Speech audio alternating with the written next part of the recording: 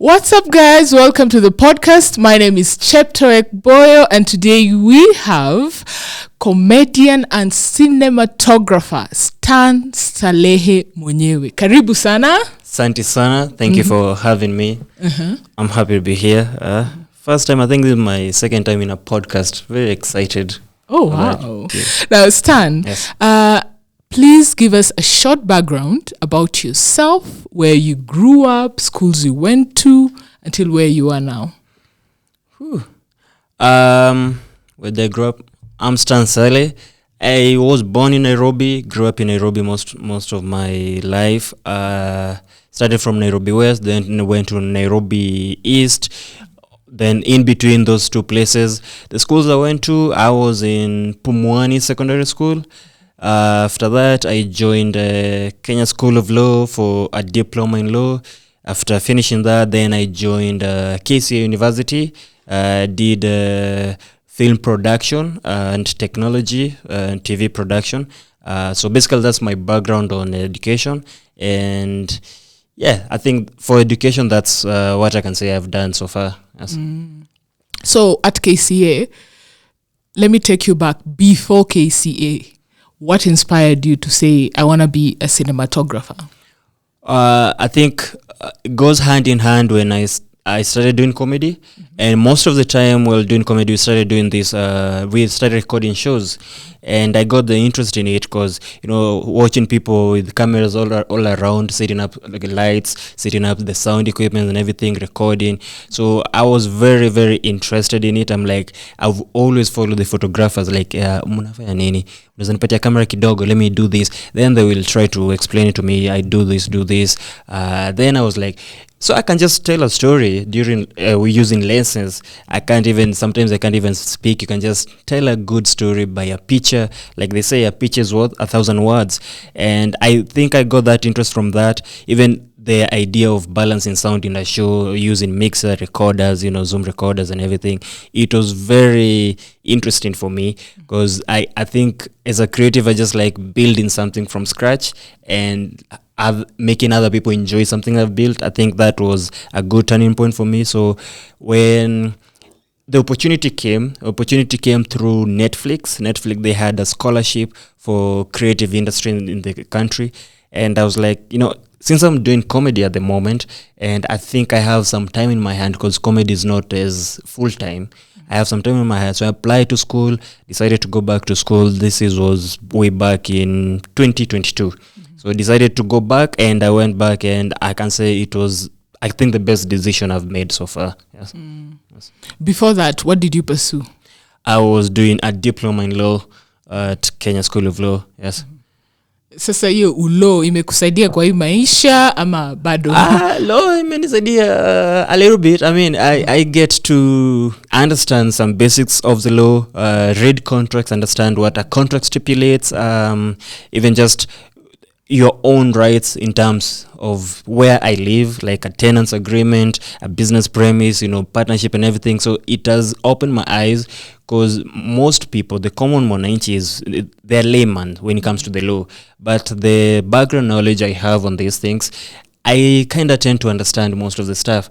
Even when it comes to constitutional law, sometimes I see things happening in the country, and in my mind I can just be like, nah, that's the constitution does not say that, blah blah blah. I'm not that is a lawyer, but I think I have some basic information that I think has helped me. Even the fact that law opened my mind into reasoning, arguing, not even arguing, just debating, reasoning, and thinking broadly in terms of negotiation, in terms of tact, in terms of critical thinking. So I think it was a good decision to pursue law. But yeah, unfortunately, I just did the diploma at it. I didn't progress to become an advocate or anything. But still, all in all, it was a good one.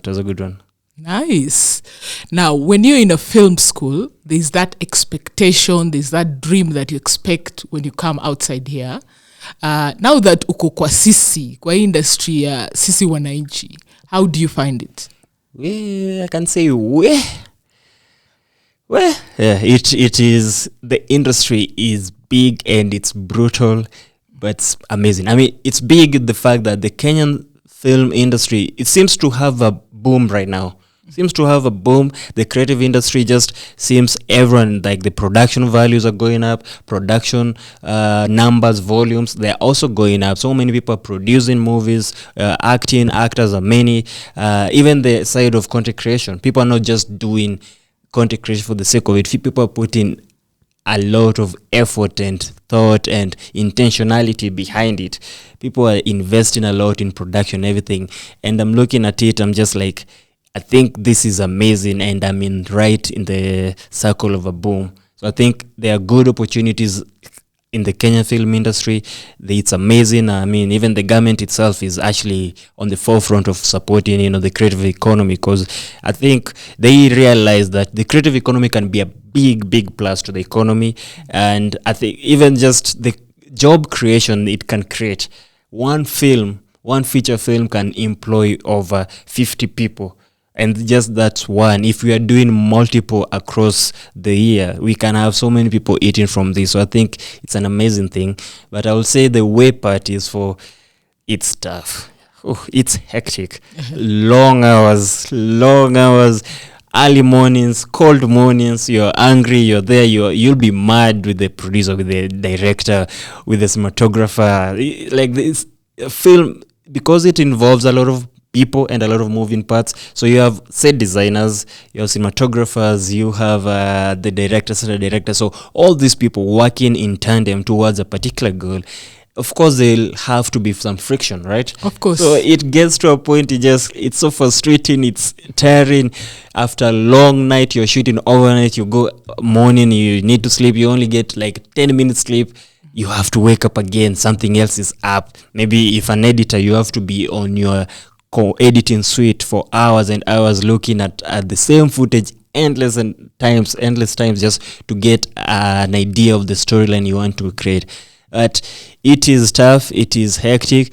I think if you enjoy it, if you love it, you're gonna do well. It won't be as tough as how much you enjoy it. I think the pros of it is, if you love it too much, the work that comes with it is just like, Nisawa, I can manage. But so far, I think it's a good thing, film industry in Kenya. So kama hauna passion, usiingie filming. Like all things you do, kauna passion in everything you do, don't try. Because even in film school, when I joined, we had a class of over 30 people in my class alone. But by the time we were graduating, we were about 17. So people just fall off. Even in comedy, when I started out, we started out with so many people. But by the time people are getting there, just like, kitu si lazima. It's frustrating. But for us who had passion for it, like we are in it because of how much we enjoy it and love it, we persevere. So everything you do, first of all, have passion for it. Don't treat it as just work, because if it's work, it's always, I'm doing this just to survive. That means if you get another opportunity to do something else, you will drop it so quickly and just, pursue something else. Yes. Have you been blessed to work on a project or a film production? Yeah, definitely. I've been lucky enough when I was in school, second day of my schooling, I got opportunity to work at under Stand-Up Collective.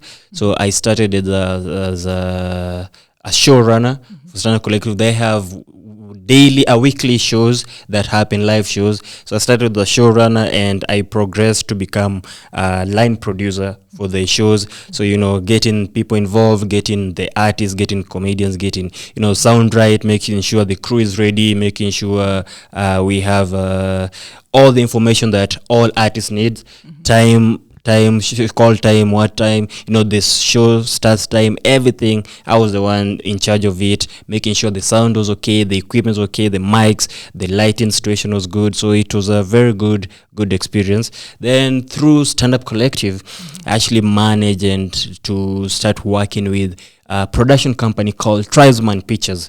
Those guys are brilliant. They're amazing. They're a documentary heavy production company, but they have started doing films and even web series. Recently, they did a very Kenyan sketch show. I was part of the crew, I was part of the process. I was actually a camera assistant, and but then I was mostly everything nilikuwa mtu wa mkono, but mostly I was on the lighting department, camera assistant. So I learned tremendously a lot from that. Like when you're working with such seasoned pros, you start saying like, yeah, I was in school, but yeah, I didn't learn enough. Because when you're doing it, you realize, yeah, this was theory. So easy, this guy will explain something to you, even just doing it. And then you see the final product, you like, kuja once, you're like, oh, no wonder you guys. So I got the opportunity to work with guys who have been in this industry for like 10 years. The director, like Eric, Morioki, Shaban, Ali, Regan, all these guys are amazing guys, and they are very, very experienced and talented what they do. So the transfer of skills from them to me was quite an amazing experience, I might say. And even being a line producer, Stand-Up Collective, helped me grow my muscle of, as a filmmaker, as a producer. So I think it was a very good experience overall. Yeah. Now, you mentioned earlier you started with comedy before you ventured into cinematography. Yes. What pulled you to comedy? It's one of those bummer stories. I was kind of depressed by the time I started doing comedy. So it was final year of law school, of the diploma I was doing in law, and I realized I will not be able to pursue a degree in law, and it broke me. It broke my heart. So remember the last time I was in law school, I was in school, I was in the school library, and when this realization hit, because we had some financial issues back at home, we couldn't really raise fees to be paying self-sponsored student for a law course. So I sat in the school library, and I was very, very depressed. I was out of it. I was just, in my zone, just, self-loathing, pitying myself and everything. And then the things, when I went to the computer section, I just by chance, I just opened the laptop, the computer, and I think the person who was there was watching some videos. So I just found those, the same playlist on YouTube. So I looked at these guys, and that time I was just looking for some motivation. There was a guy on YouTube. He had a suit on, a tie, a black suit, white shirt, tie, and then, he was just talking. And then for me, I was like, I could listen to some motivation. It was back in the day, and motivation, lazima. So I'm seated there, I'm saying, let me skiz this guy. Maybe he can uplift me before, I finally decide this is the end for me. Then that guy started talking. I'm not getting inspired. I'm laughing.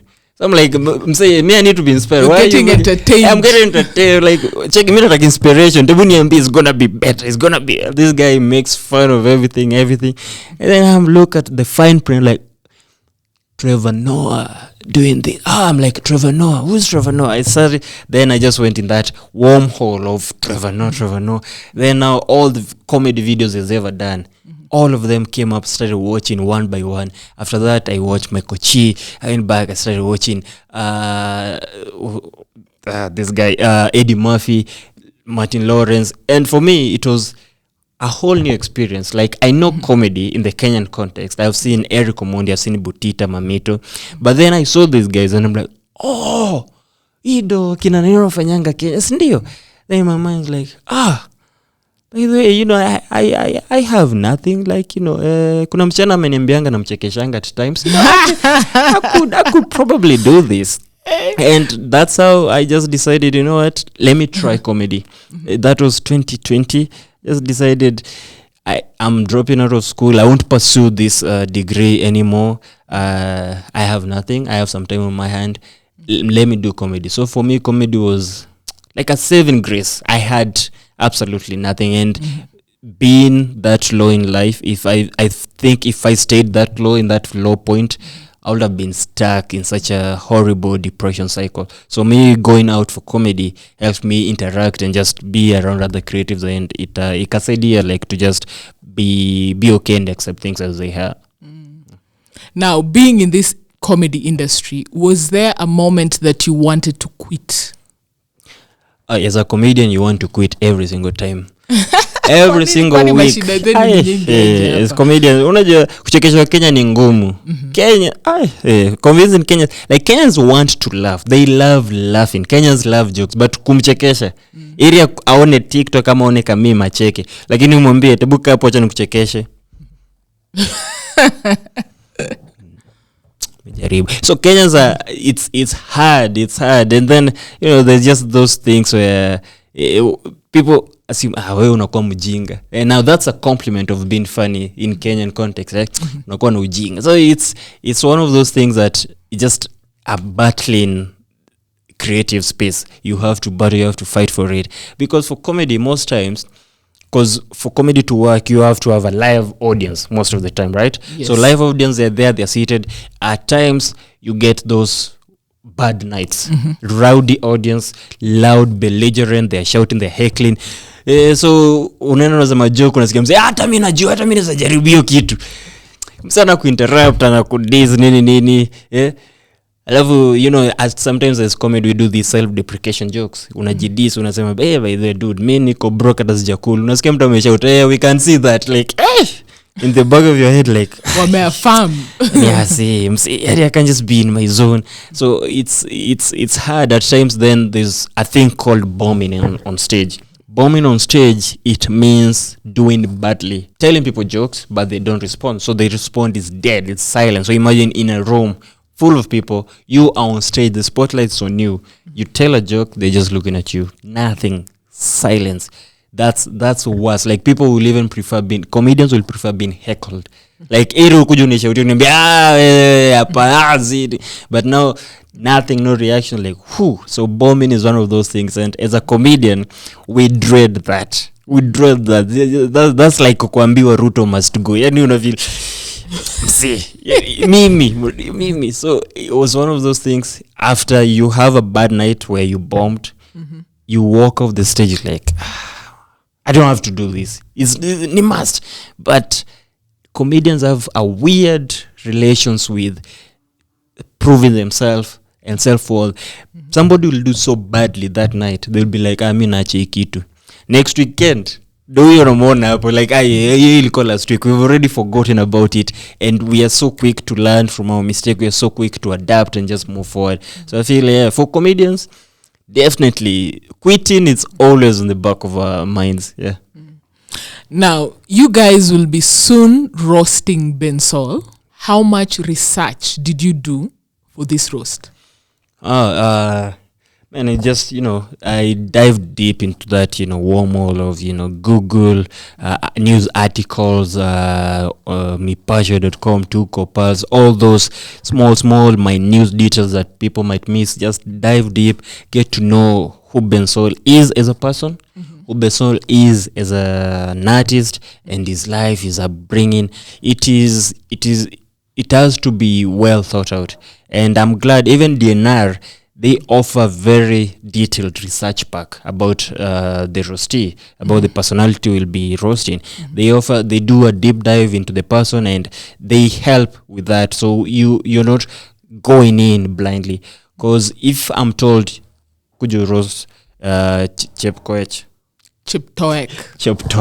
Sorry. Could you roast Cheptoek? And I have no idea about you. I'll come and say just any random stuff that do not even make sense.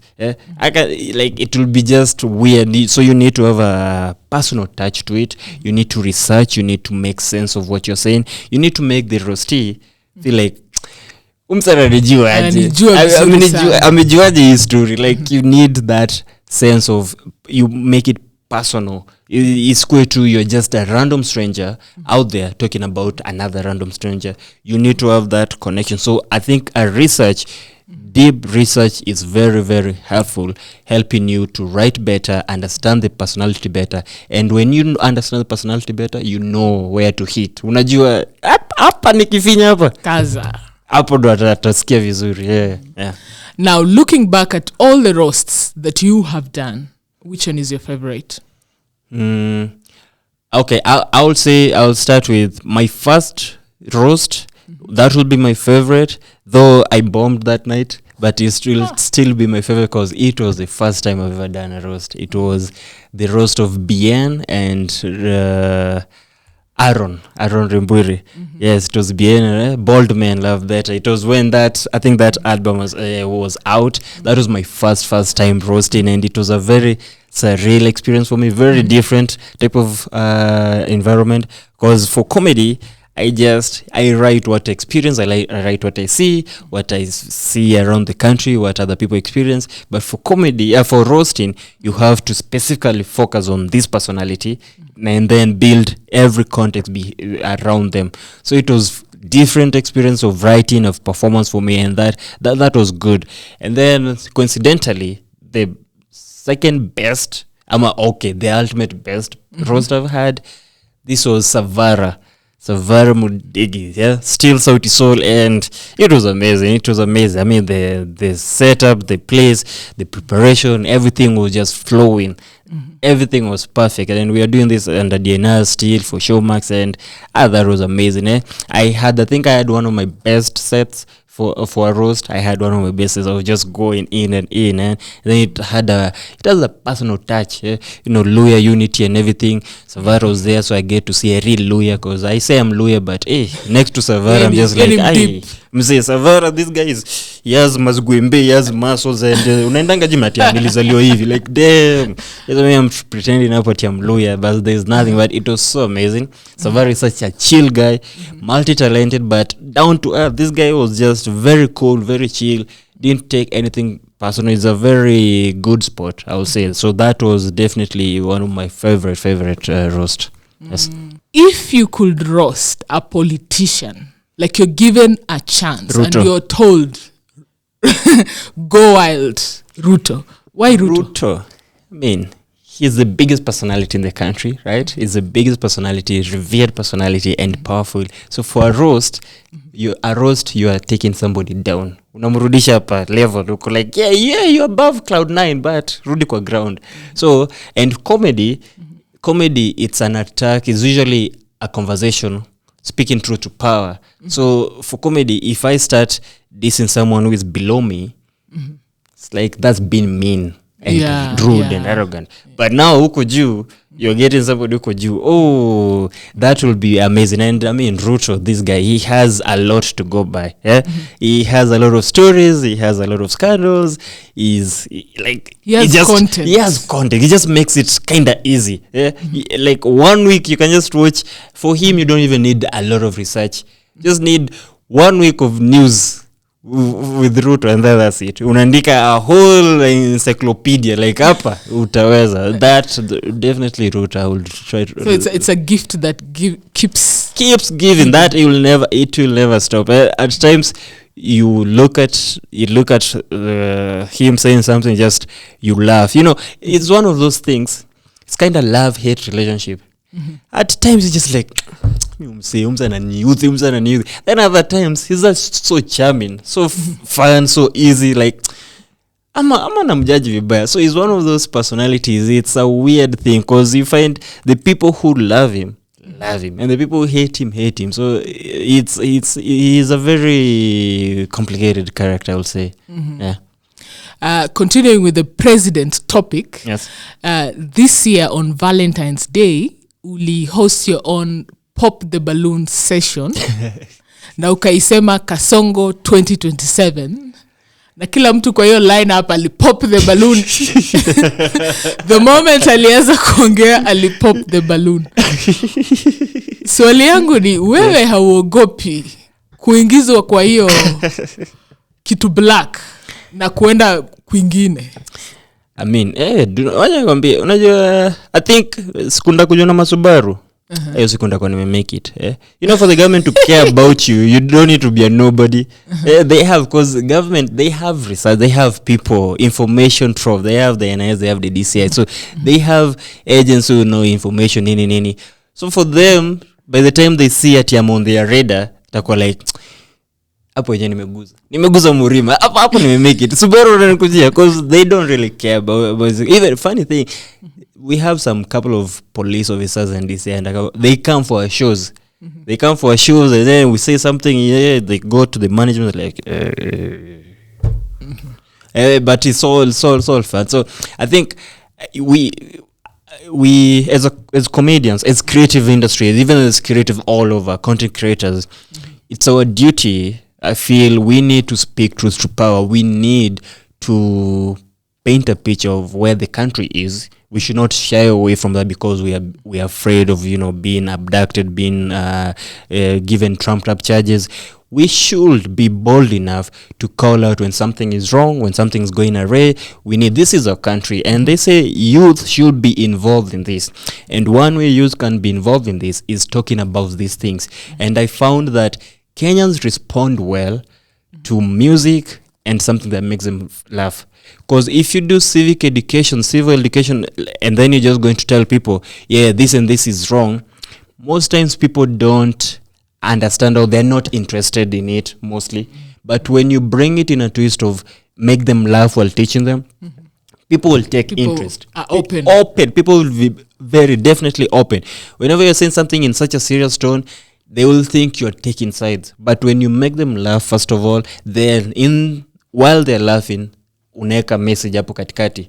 People respond to it well, they understand, and then they get to know, they learn, and then that thing goes long way teaching other people what to do. So I think even for civil education, like civil society, they should also approach that idea of using even creators or creatives to try and teach about the country, try and teach about civil liberties and everything. Because even if you look at the government, the way they approach their civil education, they use those kind of personalities. They use TV personalities. Kitambo they used to use Mama Kayai, Muze Kayai, Muze Olie.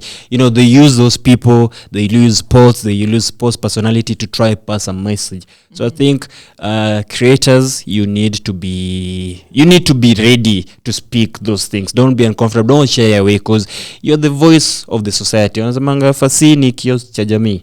Wewe kuwa hiyo kio waambie, lakini yenyewe pia 2027 balloons itapopiwa. Unaona ile kitu walikuwa wanafanya pop. Walikuwa wanafanyaje ya pop ati moshi inatokea tikiwa ya black wajachagua. Wewe utakuwa na your own moshi. Tutafanya yetu. Itakuwa moshi. Kwanza hii ni ya Benzol pia najua anapenda moshi. So hii Benzol ukiona moshi 2027. Moshi ya Benzol ni raha. Ni raha. Yetu kuna moshi ya yellow. Tusioni hiyo moshi ya yellow pale. Tusioni. Ya mchanganyiko. You don't know which tutaki hiyo. Yellow 2027. Ni white ama ni black. Tuna pop balloon ya asubuhi na mapema. Reject. Lazima. But I think even on my content creation and comedy, I've realized that Kenyans perceive politics more. When I discuss about politics, those videos are the ones that will trend or be the ones that are most viewed. Whenever I'm talking about other issues, maybe relationship, maybe food, whatnot, they will enjoy it, but not as much. But whenever you're talking about politics, Kenyans just have an interest in it because Kenyans are a very political society. Right now, people just discussing politics and we are 3 years away. So we are a very political society, and I think you can leverage on that. Speak politics, but speak the truth. Usilete propaganda, everything. So what we do, we just repost or reshare or retell what's already in the public limelight. Just make people laugh, but still, some truth in it. Yes. Now, most people shy from topics about politics and civic education, but I've seen you doing your sketches, which was about police bribery, abduction, kidnapping.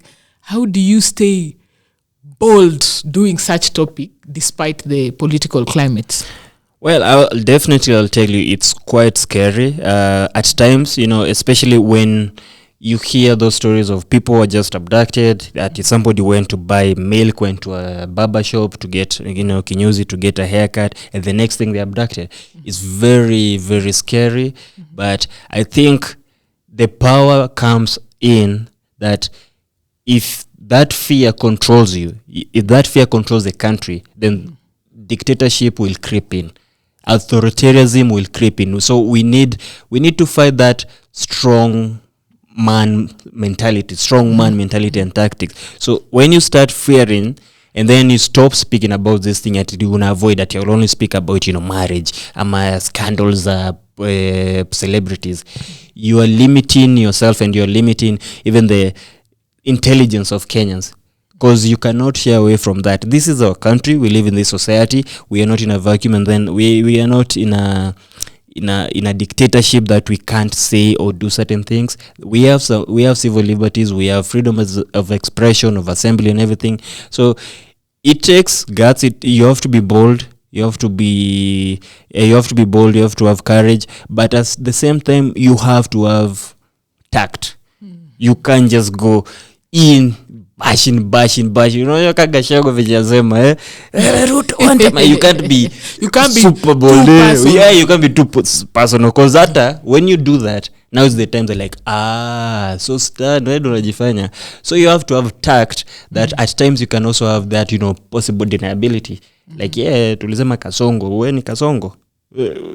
So you have to have tact. You have to know how to do it, how to say it. You don't need to be all over the face, because you need also to remember that this is the government and he is the president of the country. So you can't be disrespectful. You can't do those things, like putting somebody inside a coffin or something of those extreme ends. So I think at the same time, you still have to respect the presidency, but still you need to still advocate. So it's a fine balance, advocating for rights, advocating for civil liberties, advocating for, fidelity to the constitution, but still calling truth to power and speaking truth to power, calling out the people in authority, reminding them that you are there to serve us. So definitely it's something we have an eye on. Balance. You have to have the balance. Yes. Now, I would like you to compare the comedy scene in Kenya and other African countries.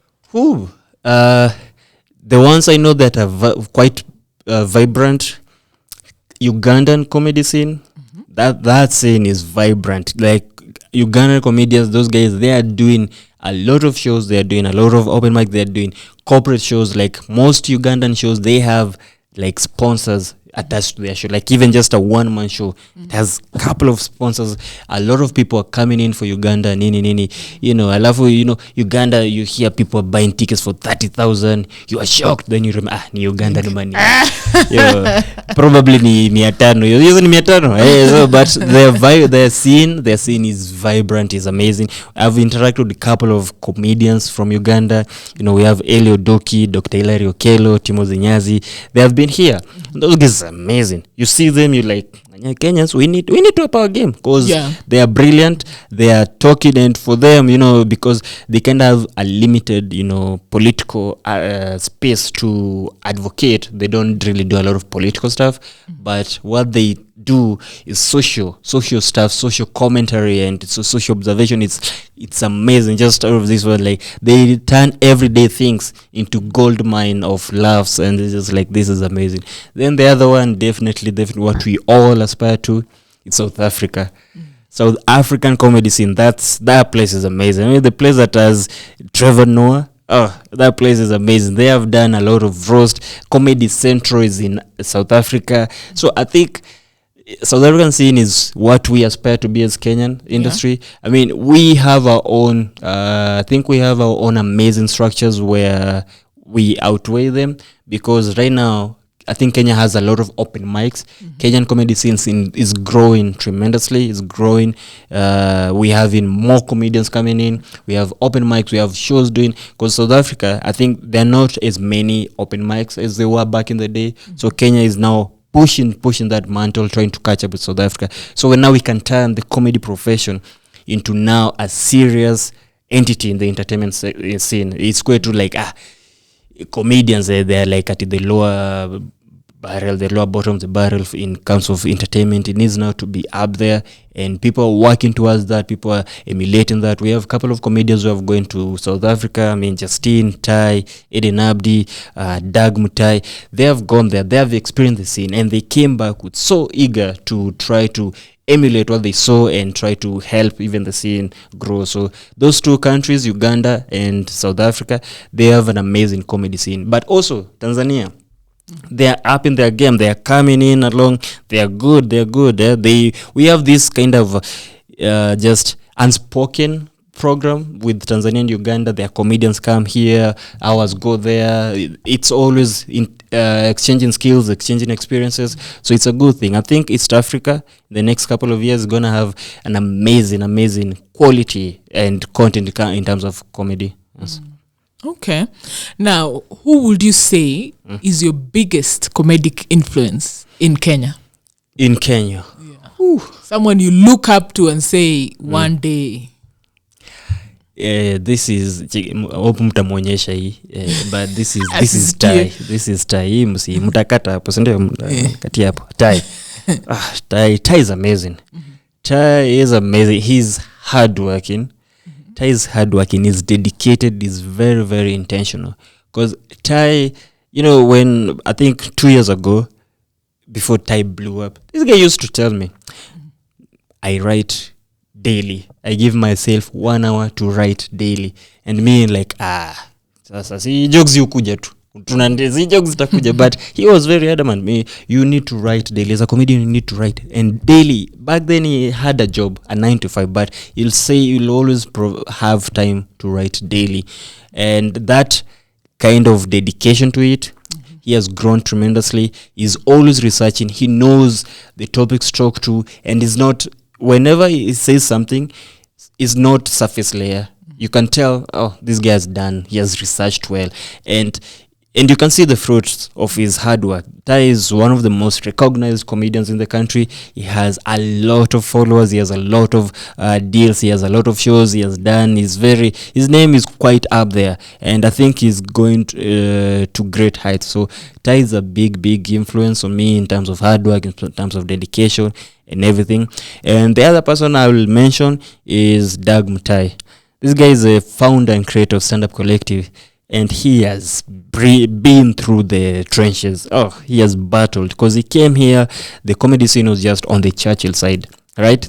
Then he came here, there was no English stand-up comedy, there was no other alternative comedy. And he started from scratch. He started with 5 comedians. That time, what he used to tell me, like, they had shows, and the most they could get is 10 people. And they'll do shows year in, year out with 10 people every single time. They never gave up. So Doug's perseverance, persistent. And he's one of these people. He's a business person. He's a serious person. But when he gets on stage, he becomes a different person. Just loosens up, becomes a whole... He's older, way older than me.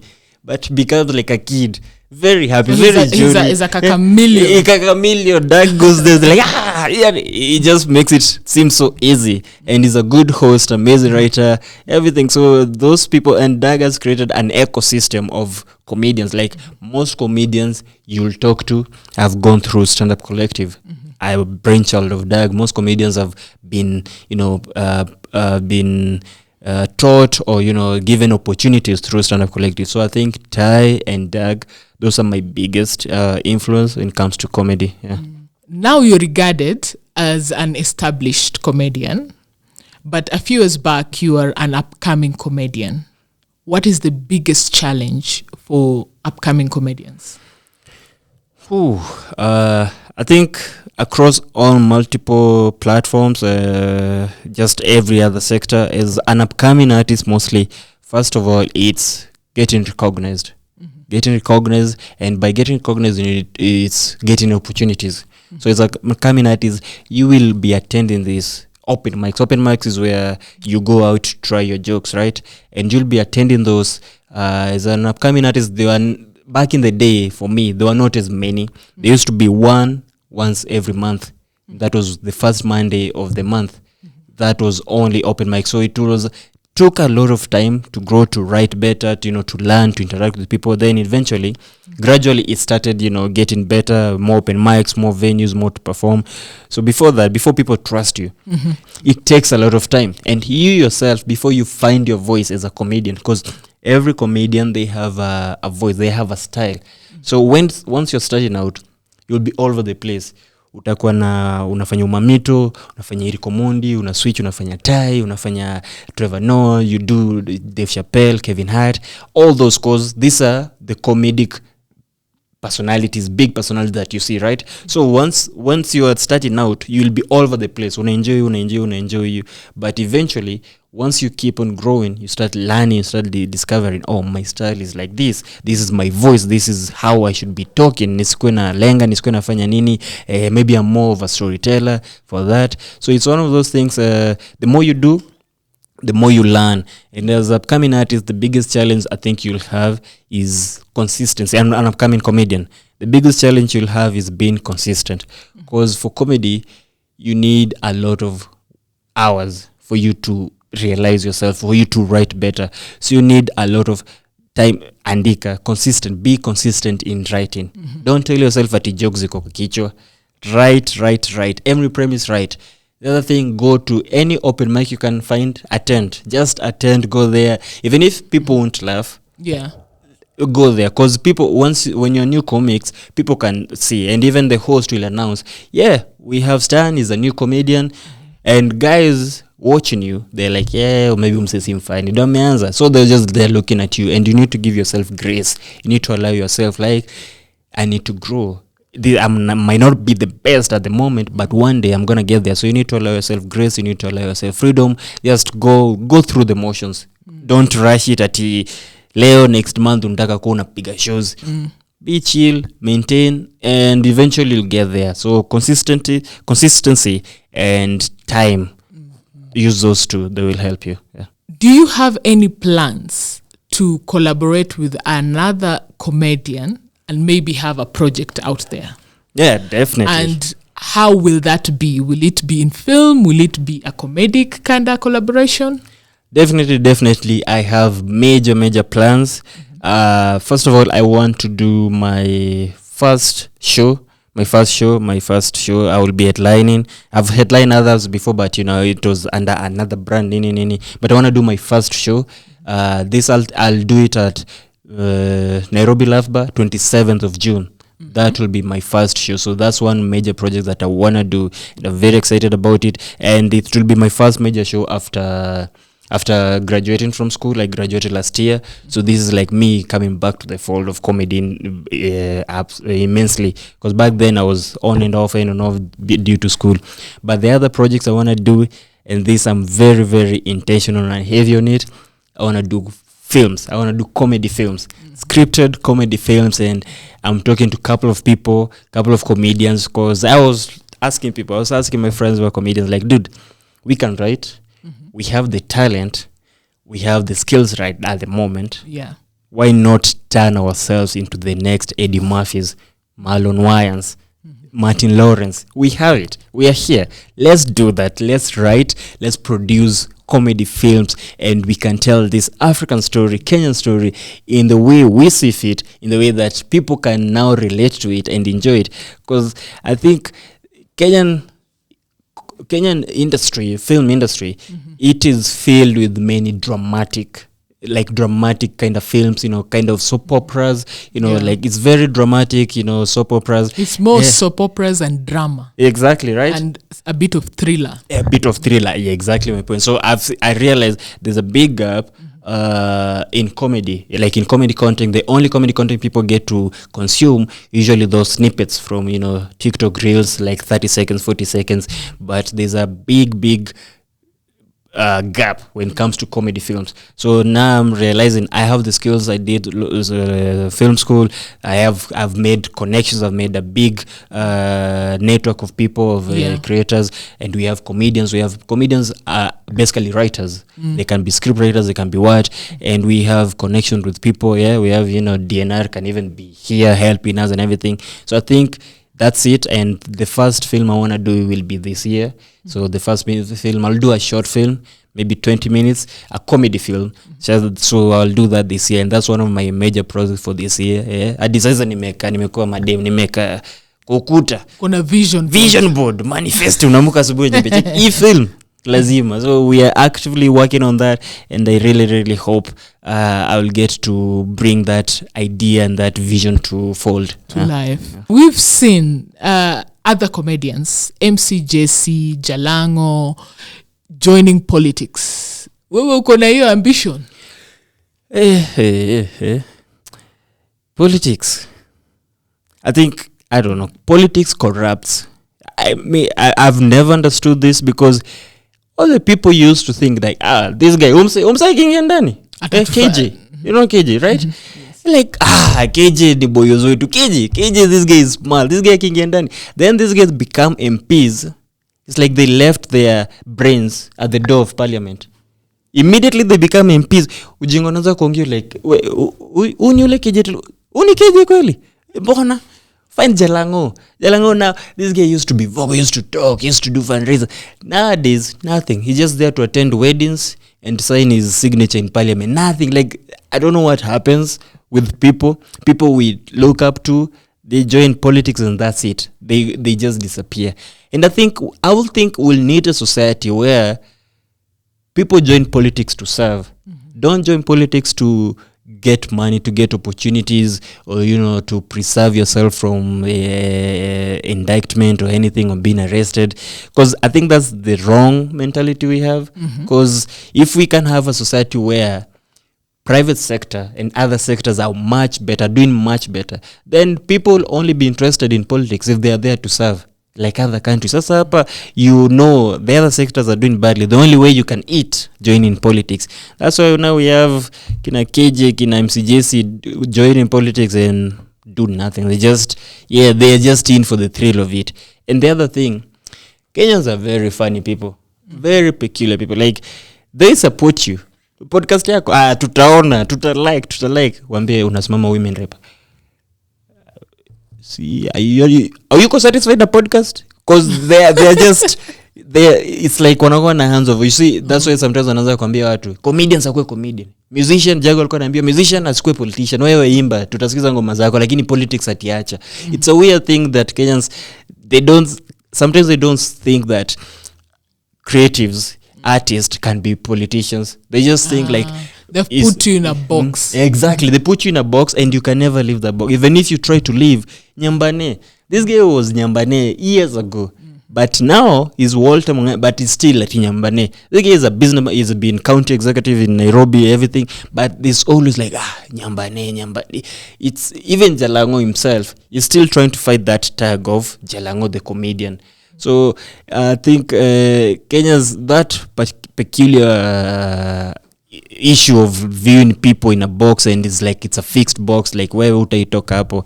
Also, that needs to change. They need to realize leadership can come from anyone. Leadership can be like anyone can be inspired to be a leader, and it doesn't have to be at you are blessed with a godfather who was in politics or what, or your family was in politicians. You can just be the first generation of leadership. I mean, Ukrainian president, that guy is a stand-up comedian. Literally, he used to be a stand-up comedian before he became a president. So leadership can be from anyone. Anyone can be a leader. Do you have a family, a girlfriend? Which one? Nasema girlfriends wangapi hapa? Unaweza sema wote. Oh, okay. Tuko na time kweli? Yes. Okay. So I have no girlfriend. But no. Yeah, definitely.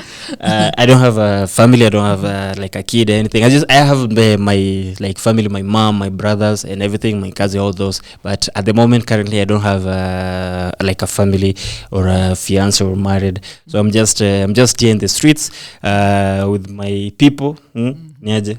So I'm just here with my people. Nothing but, where's the jua? Maybe in the next couple of years I'll be having a family. Yes. So mapenzi bado haijaingia kwa WhatsApp group yako? Mapenzi imeingia imeka mguu kwanza. Sasa now we are looking at it, tuone kama itaingia kicho yote. Iko mguu na joza unapembeleza niko unarushia kuku tumaindi. Mtupa. Enyewe ni mluya. Yaani nimesema nikirealize. Hallelujah. We'll give that analogy. Nimesema nikirealize like mbona kuku singeza hata kitu kingine kuku na mahindi.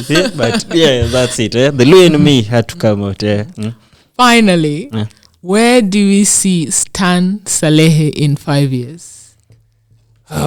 Those big plans I said.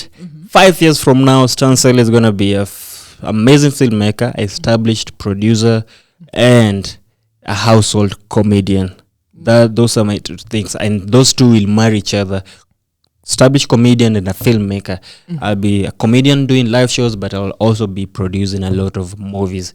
you know, my background cinematography, directing, so I'll be directing, I'll be shooting, I'll be producing movies, comedy movies, and also I'll be a comedian. So I see myself most likely owning a film production company, and this I intend to be the sole kind of be a big house when it comes to comedians wanting to shoot their specials, wanting to do tours. I want to be their partner, their production partner, because I have experience in comedy and I have experience in production. So I think I will be in such a brilliant place to merge the two, marry the two, so I can bring out the ultimate vision that every comedian will have to intend. And also those films, I intend to do a lot of films because I need to be scripted films.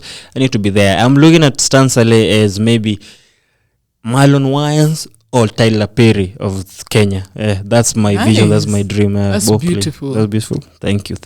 Na tutakukast. So utakuja. Nitakuja, mnicast. Tutakukast. Kuna ka talent kidogo. Wewe inaonekana una talent. Tutakwakio tufanyie video. Bas. Nimemdump. Yes, exactly. Kenya is nimemdump and move on. So that's my dream for the next 5 years. Nice. Thank you so much for coming. Until next time. Thank you so much for having me. Amazing conversation. Always. If you never need me to talk, I know I can yap. Definitely. Yeah. Thank you so much for having me. Nikona talent. Yes. Asante sana. Thank you guys for watching. Join us next week. Kwaheri.